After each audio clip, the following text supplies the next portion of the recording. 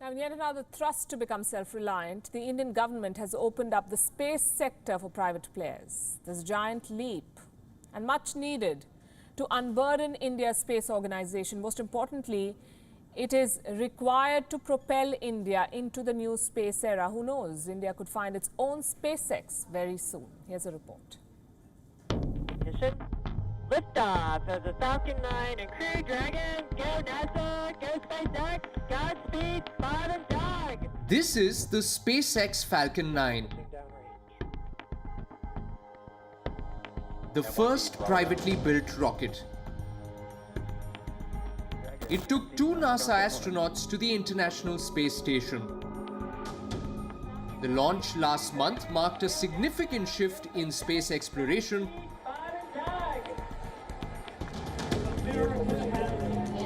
For the first time ever, NASA allowed a private player a glimpse beyond the Earth's orbit.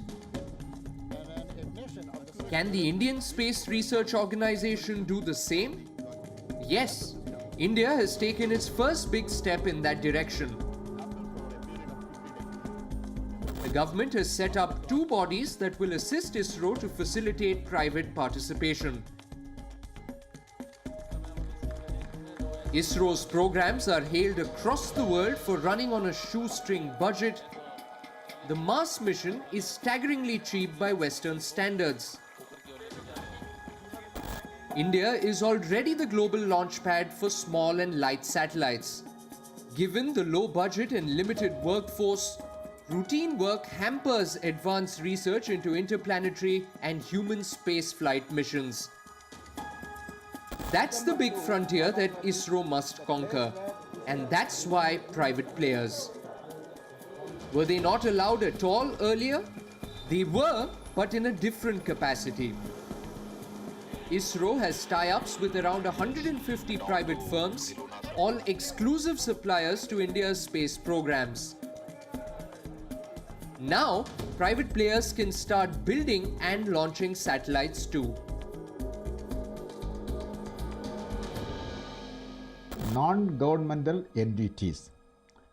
They will be enabled to carry out all the space activities, namely building up rockets and satellite, providing launch services, own satellites, and provide space-based services on a commercial basis.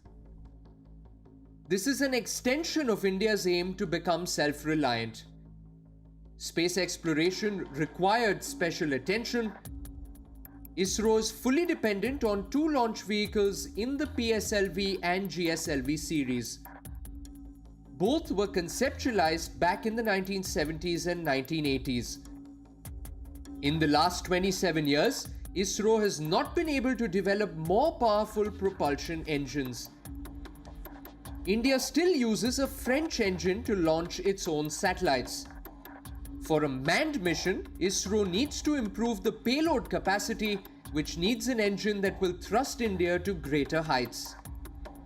And so the government has decided to open up India's space sector, to give ISRO more time to carry out cutting-edge research. Leading space explorers, the US, China, and the European Space Agency are encouraging private participation. But the US took a giant leap. In the US, NASA is working with SpaceX. From Richard Branson to Jeff Bezos, billionaires are creating their own space companies.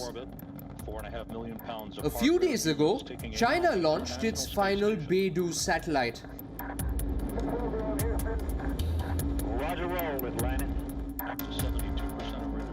The deployment of China's global navigation system is complete. A network of 35 satellites, it will power China's own GPS system.